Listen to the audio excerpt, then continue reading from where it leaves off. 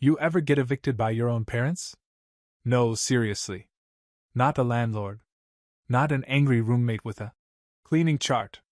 I mean your actual, biological. Raised you and posted your baby photos on Facebook. Parents. Yeah.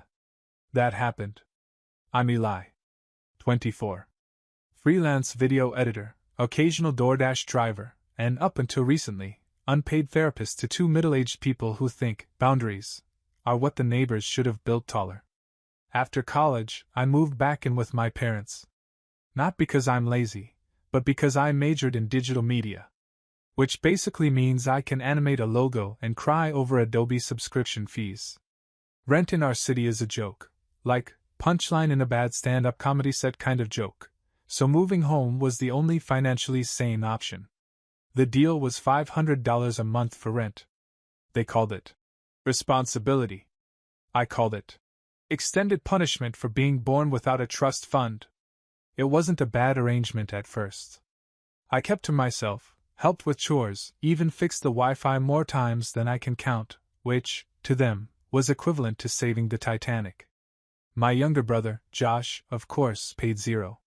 Because he was still in school, aka vaping in the garage and finding himself on Reddit forums. But whatever, I didn't complain. I didn't even mention at the time they gave him $2,000 to start a dropshipping business. He bought sneakers. So yeah, I was playing the good son. Working 2 jobs, trying to build a client list, and paying rent every month, until February hit. February was brutal. 2 clients ghosted me, my car decided its transmission was optional, and 1 video project paid me in merch. Merch. I have a hoodie that says, Crypto Kings, and a hat shaped like a shark. Not helpful when you need to pay for gas and you're allergic to crypto brothers. So I texted my dad. Hey, tight month. I'll be late on rent. Should be able to pay next Friday. No reply. I figured he was busy or annoyed or both. I didn't panic. I just kept hustling, editing till 2 a.m., taking food delivery orders between render queues. I figured I'd get caught up, and they'd understand. Except, they didn't. 3 days later, I came home to find the locks changed. Like, actually changed. My key didn't work. My name was still on the mailbox, my shampoo was in the shower, and yet, I couldn't get inside my own house. I knocked. No answer. Called. Straight to voicemail. I texted my mom. Hey, what's going on with the locks? She replied 10 minutes later. We thought it was time for you to figure things out on your own. You're an adult now. Just like that. Not a conversation. Not a warning. Just ghosted. By the people who raised me. They didn't even pretend to be concerned. It wasn't, we're worried about your direction. Or, we want you to learn resilience. It was more like, congratulations, you just unlocked real life, hardcore mode. And the worst part? They made it sound righteous. Like they were helping me. Standing there, outside my own house, holding a plastic bag of Taco Bell and watching my breath fog up in the cold, I laughed.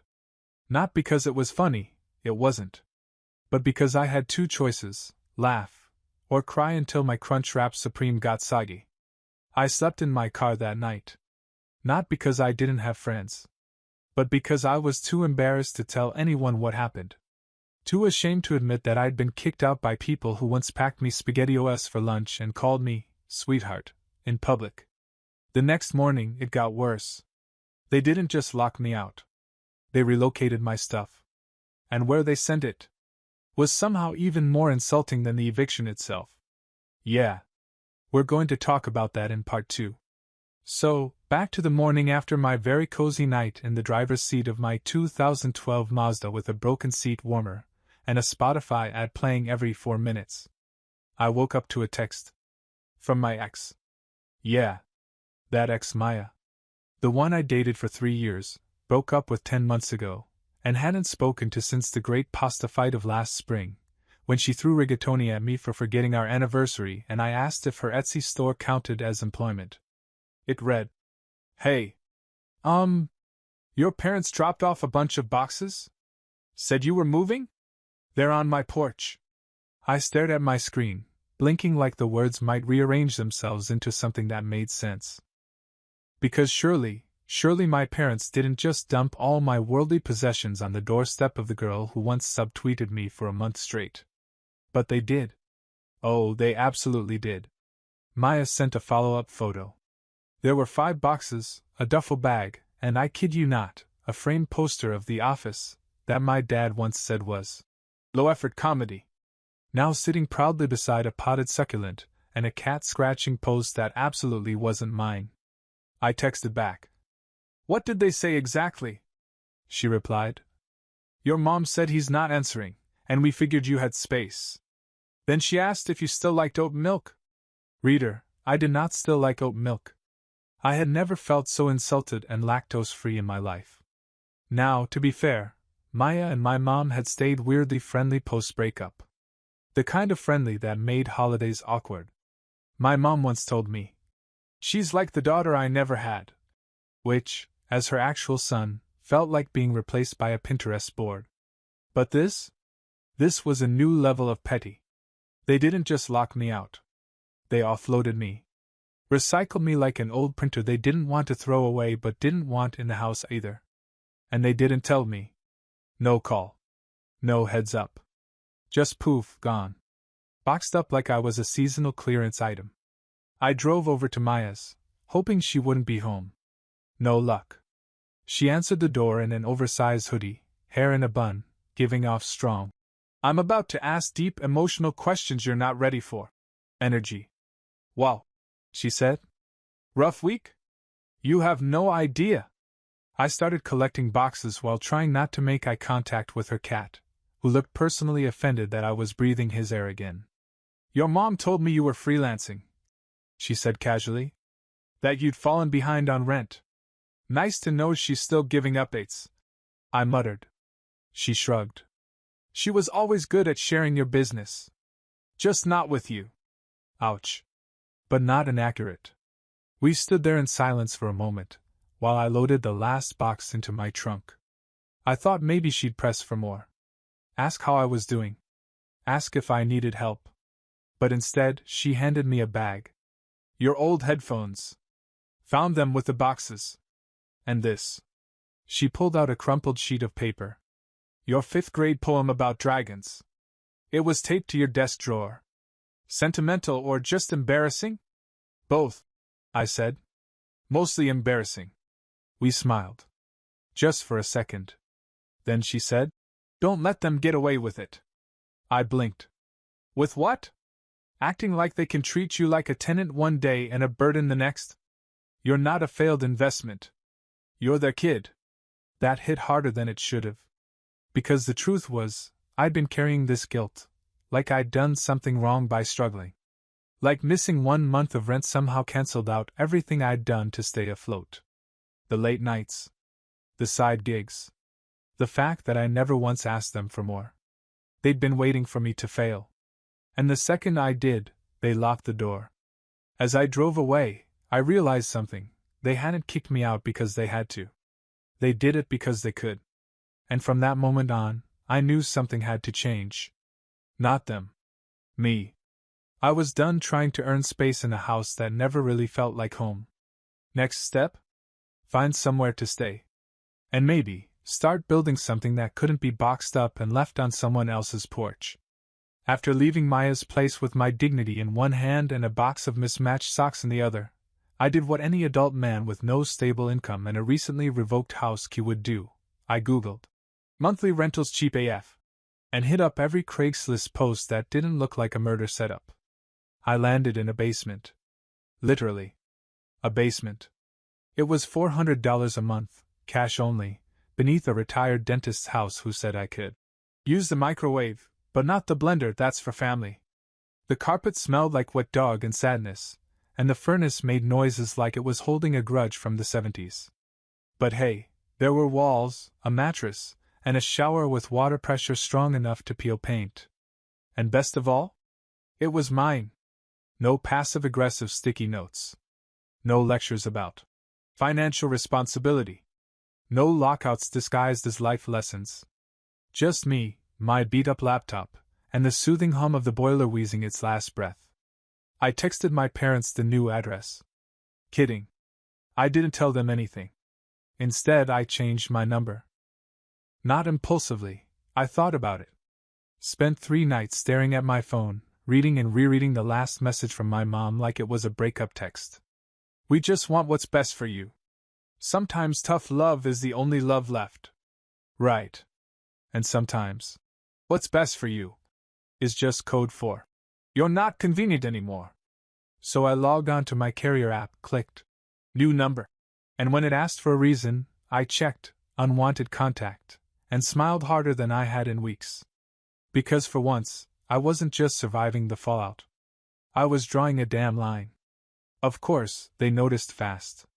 The first call came through Facebook Messenger. Declined. Then a new number. Area code I didn't recognize. Declined again. Then came the real prize, a call from Josh's school. The caller ID actually said that. They were trying to catfish me with fake school emergencies now? I picked up just to laugh. Nice try, I said. Tell Dad he still owes me a portable charger he stole from my room last year. Click. The calls kept coming.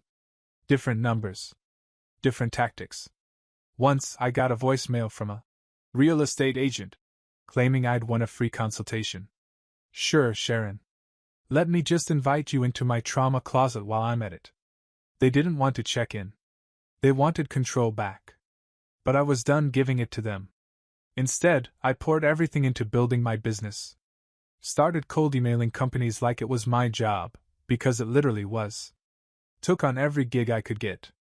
Logo fixes, editing boring explainer videos, even animated a dancing taco for a fast food spot that paid me in real money and not exposure. And slowly, something weird happened. I started to feel okay. The basement was dark, yeah. The Wi-Fi dropped if someone upstairs microwaved soup. But for the first time in years, I was choosing my own life. No more tiptoeing around people who saw my struggles as teachable moments. No more acting like I owed my parents interest on their parenting. I wasn't thriving yet. But I was free. And that freedom? It felt expensive. Then, one night, a knock on the basement door. 3 short taps. I froze. Because I knew exactly who it was. And I wasn't ready to open that door. Not yet. 3 short knocks. That's all it took to drain every ounce of peace I'd scraped together in that furnace-breathing dungeon I now called home. I sat on the edge of my air mattress, which made a sound like a fart every time I moved, heart pounding like I'd just committed a felony. Because I knew it was him. Only one man knocks like he's still in charge of your life. My dad. I peeked through the basement window. There he was. Standing on the porch like he was about to offer me a car warranty extension. Dressed in his serious talk uniform, a tucked-in polo, jeans that hadn't fit right since 2014, and a Bluetooth headset he wasn't even using. Just there. Like a prop for power. I didn't answer. Instead, I let him knock again. Then he spoke. Eli, I know you're in there. Of course I was. Where else would I be? On my yacht? Vacationing in Capri with the money I didn't have because I'd been funneling it into rent and microwavable burritos? We just want to talk, he said. We? Cute. So Mom was probably in the car, practicing her lines about family unity, and how hard this has been for everyone. I stayed quiet. Then he pulled out his phone and held it to the door like I was going to FaceTime through the peephole. We've been trying to reach you, he said, voice calm but tight. Josh misses you? Your mother's worried sick. That was Rich. The woman who boxed up my belongings and sent them to my ex was now suffering from maternal concern. Sure. He kept talking. Something about responsibility, about how running away doesn't solve anything. And for a second, I thought, maybe I should open the door. Maybe this was the start of something resembling an apology. But then he said it. The one sentence that made my spine turn into steel. You can't just disappear because you're embarrassed. Embarrassed. As if this was about my ego. As if I hadn't been disappearing for years, not because I was weak, but because they made it clear I only mattered when I was profitable. As if getting kicked out like a dog with bad credit was just a minor inconvenience I needed to grow from. I didn't open the door. But I did speak. Loud enough to make sure it landed. You changed the locks without a word. You boxed up my life and dumped it on someone else's doorstep. And now you're here pretending this is about me being embarrassed? Silence. Then a sigh. You're overreacting. Oh, the classic. My dad's greatest hit. Overreacting. The phrase he used when I cried as a kid. When I spoke up at dinner. When I asked why Josh got new sneakers and I got. Character building. You taught me something. I said, my voice steady. You taught me that when I fall, no one's coming to catch me. So I stopped asking. And now that I've actually landed somewhere, not pretty, not perfect, but mine, you want to show up like nothing happened. Another pause. Then he tried the sympathy card. We thought it was the only way to make you grow up. I laughed. Couldn't help it. Grow up? You think locking your son out of the house is a parenting strategy? What's next? Cutting off Josh's Wi-Fi until he learns how to do taxes? He didn't respond. I heard the shift in his stance. The familiar, we'll talk later. Movement. Then he said the quiet part out loud. We're not the bad guys, Eli. No, I replied. You're just the ones who made me feel like I didn't belong unless I was paying rent. Another pause. Then footsteps. I watched him walk back to his car. Silver sedan. Clean, polished, with that little world's best dad sticker in the corner of the rear window, a Father's Day gift from Josh. Irony sold separately. He didn't look back. Didn't wave. Didn't even mutter the usual, be smart, line he always threw at me like a badge of approval. Just got in and drove off. The quiet that followed wasn't peaceful. It was loud. Heavy. But it was mine. And I decided right then, I wasn't just going to move on. I was going to upgrade. Here's a weird thing no one tells you about starting over.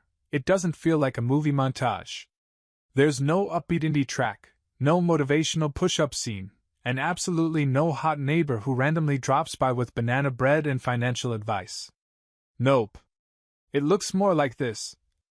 Week 1, you're brushing your teeth in a sink that leaks from the bottom like a sad drinking fountain. You're trying to choose between doing laundry or eating something that didn't come from a vending machine. Your desk is a cardboard box, and your chair creaks like it's contemplating retirement. Week 2, you land a rush video job editing a training course for a company that makes synthetic turf. The pay? $280 flat. The audio quality? Recorded in what I can only assume was a haunted aquarium. But still, you edit it. Perfectly. You add motion graphics. You clean up the audio. You even color correct the grass to look extra green. And when the invoice clears, you buy the biggest rotisserie chicken the grocery store sells. That was the moment I knew I was gonna be okay. Because the chicken? It tasted like survival. From there, things started to shift. Slowly. Like turning a cruise ship with a pool noodle. I upgraded my setup. Got a second monitor. Found it on Facebook Marketplace for $20 from a guy who sold weed and homemade keychains. I learned how to juggle clients better. Made a Notion board. Started tracking expenses. And for the first time in forever, I actually felt like a professional. Not a burden. Not a disappointment. Just a guy doing his thing. And then came the email. Subject line. Can you help me with a video? Sender, Mom. I stared at it for a solid minute, half convinced it was spam. But nope, it was her. Real name. Real address. Same woman who once told me, you treat adulthood like a suggestion. The body of the email read, Hey sweetie, hope you're doing okay. I know things have been tense, but your dad's retirement party is coming up and I thought it'd be nice to have a little video presentation of his career. I heard from Aunt Meg that you've been doing a lot of editing. Maybe you'd want to help out. No apology.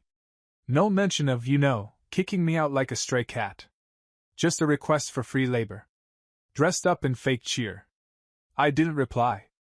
Instead, I did something uncharacteristic. I posted a little update on my Instagram. Nothing flashy.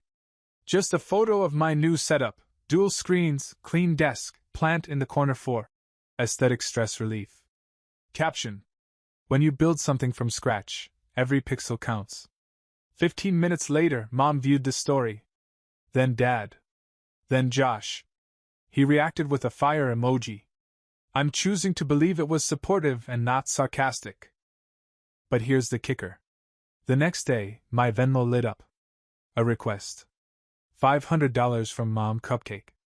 Unpaid rent, February. I stared at it like it was a jump scare. They were still at it. Still keeping score like I was an overdue library book. But I didn't delete it. I didn't even reject it. I just screenshotted it. Then I made a second post. This one? Just text on a black background. Some debts aren't worth collecting. Especially when they were paid in dignity. Did it go viral? No. Did it make me feel like a petty king wrapped in a hoodie? Absolutely. And that was enough. Because at this point, I wasn't just rebuilding. I was redefining. 3 weeks later, I got an invite to a family barbecue. From Josh, of all people. The message was casual, like we hadn't just spent months pretending each other didn't exist. Yo, barbecue at the house Saturday. You should come. Dad's doing ribs. Mom's making that gross salad you weirdly like. I stared at it. Not because I was touched. But because, what? They locked me out. Sent my stuff to my ex, tried to guilt-trip me through a Venmo request. And now they were luring me back with ribs and nostalgia? Part of me wanted to ignore it. But the other part, the petty, over-caffeinated, emotionally scorched part, was curious. So I went. Not out of forgiveness. But because sometimes you need to show up just to remind people you're not a ghost. I wore jeans, a plain tee, and the hoodie I'd had since high school, the one my mom once said made me look like I gave up. I made sure to roll up in my busted Mazda, still proudly rocking a cracked taillight and a sense of purpose. The house looked the same, but smaller. Isn't that weird? How places shrink when you stop trying to fit into them? Josh greeted me at the door. Yo! You actually came. Yeah, I said. Figured I owed myself at least one free meal after being evicted. He winced. Too soon? Only by about 4 months. Inside, it was all fake cheer and potato chips. Aunt Meg hugged me like I'd come back from war. Uncle Ray asked if I'd found real work yet. And my parents? They smiled like Botox models and handed me a paper plate like that would fix everything. Eli, my mom said. You look good. Healthy. Thanks, I replied. Eating daily helps. Dad chuckled nervously. Glad you came, son. Really? It means a lot. I nodded. Said nothing. Then came the moment I'd been waiting for. They brought out a slideshow. Apparently it was a family tradition now. Looking back on the good times. It was projected onto the back fence, grainy photos blown up like they were sacred artifacts. There were baby pictures of Josh. Vacations I wasn't on. Birthday cakes I never got. And not a single frame of me past age 18. Not one. I stood there, surrounded by relatives who clapped and awed at my absence like it was a lighting choice, and I realized they hadn't just cut me out of the house. They'd cut me out of the narrative. So I pulled out my phone. Opened up my Google Drive. I'd been quietly compiling things for months. Screenshots. Emails. Texts. Photos. All the things that proved I existed. That I mattered. That while they were busy curating a perfect family slideshow, I was out here building a life from scratch. I tapped. Cast. And projected my version of the story. Started with the Venmo request. The one for $500.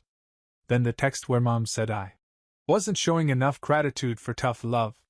Then the video clip I'd taken the day I moved into the basement. Me, sitting on a mattress with a cracked ceiling above me and a heater that sounded like a dying animal. Everyone froze. Dad coughed. Josh whispered, Dude, what the? And Mom? She looked like someone had just spilled boxed wine on her aura. I just thought we should include all the memories, I said, voice even. Silence. Then Grandma, bless her chaotic heart, said, well, this feels more honest than the other stuff. I nearly kissed her forehead. Mom tried to salvage it. Eli, maybe this isn't the right setting to. No, I said. This is exactly the right setting. You tried to write me out. I'm just returning the favor. Then I packed up my ribs, thanked Grandma, and left. Didn't slam the door. Didn't make a scene. Just walked away. Again. But this time? I didn't leave anything behind. After the barbecue slideshow ambush, I ghosted them again. Fully. No calls. No texts. No social media reactions. I nuked the group chat, unfriended everyone but Grandma, because she's chaos in a floral blouse, and finally scraped together first and last for a new apartment. It wasn't big. But it was mine. Second floor walk up. 1 bedroom. Leaky faucet that I fixed myself and a balcony just wide enough for a folding chair and a potted plant that I named Boundaries. I signed the lease on a Tuesday. Moved in by Thursday. And by Friday, I had a desk, Wi-Fi, and an actual fridge, not one of those sad mini ones that hum like they're gossiping about your cholesterol. No one knew where I was. Not because I was hiding. But because I'd stopped offering myself up like a product trial. If they wanted to find me, they could Google how to not destroy your relationship with your kid in 3 passive-aggressive acts or less. A week into the new place, I got a package. No return address. Just a padded envelope with E. Taylor scrawled in my dad's handwriting. Inside? A USB. No note. Just that. Naturally, I plugged it into a laptop I didn't care about, fully prepared for spyware or a slideshow of family photos set to Sarah McLachlan. But it wasn't that. It was a video. Just my dad. Sitting at the dining table. Staring at the camera like it owed him money. He started slow. If you're watching this, it means you opened the package. Great start. Very spy thriller meets guilty conscience. He talked about the house. About how they thought they were doing the right thing.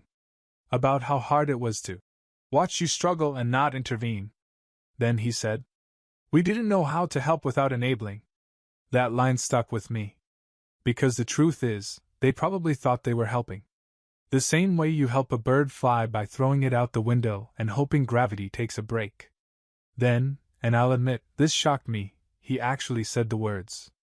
I'm sorry. Simple. Quiet. But not fake. It wasn't a grand confession. It didn't come with checks or conditions. Just a sentence that landed like a brick on my chest. I didn't reply.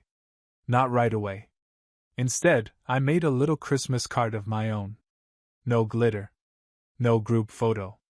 Just a shot of me in front of my new place, holding Bruno, my neighbor's dog who visits so often we co-parent him, and a caption that read, doing well.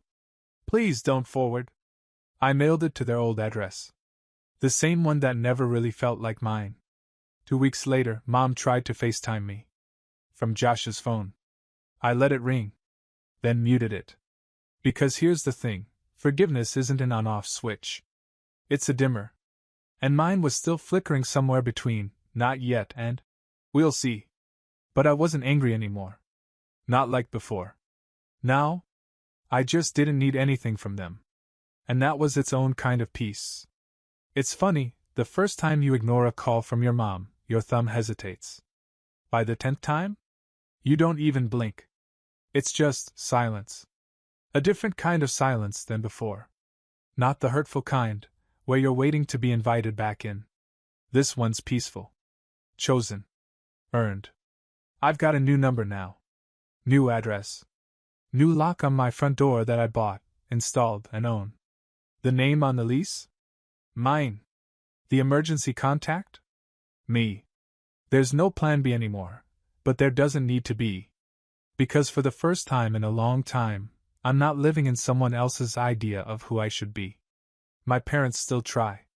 They don't know I know, but every couple weeks, I get a call from a new number, Random area codes, blocked IDs, once even a local pizzeria. If it was them, clever. If not, sorry to the guy waiting on his calzone. They leave voicemails sometimes. Eli, your mom and I were just thinking about you. Hope you're well. We're trying to be better at communicating. Josh got a new job. You'd be proud. And the classic. Call us. Let's fix this. But here's the thing, it's not broken. Not for me. They think I'm still sitting with the weight of what happened, still waiting for their version of closure. But I've already closed the door. Quietly. No slamming. No dramatic speeches. Just a key that turns from the inside, and a fridge that hums with non-judgmental consistency. Josh texted last week. Mom said you changed your number? She tried calling from her coworker's phone, lol. I replied. Tell her I got the message. All 47 of them. He sent back a shrug emoji and a, you good? I am. Good, I mean. I work from my little desk by the window now. Edit videos. Build things. Pay rent early. I even started saving. Not a lot. But enough to make my next move mine. Sometimes I think about mailing them something. Not a letter. Not a dramatic note. Just the old house key. No return address. No explanation. Just a quiet little symbol that says, I don't need this anymore. Because I don't. They changed the locks without warning, without mercy. So I changed everything else. My address. My number. My definition of family. And now? Now I only answer the calls I want. The rest? They go to voicemail. Where they belong.